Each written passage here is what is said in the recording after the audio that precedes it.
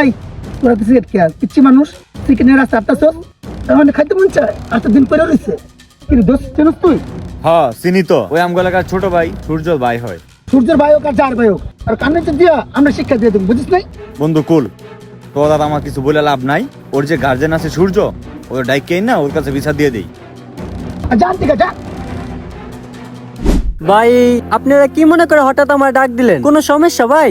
সমস্যা মানে গুরুতর সমস্যা মিয়া। আমার সমস্যা তোমার ভাই ছোট না আমাকে সামনে চিকেন খাইতে যেতেছে কি শিক্ষা দিছো? বড় ছোট কাউকেই মানে না, সবার সামনে বিড়ি খাইতাছে আর যাইতাছে। ওর জন্য তো এলাকায় 4টা-5টা বলা নষ্ট হবে। এইগুলা শাসন করো না তুমি।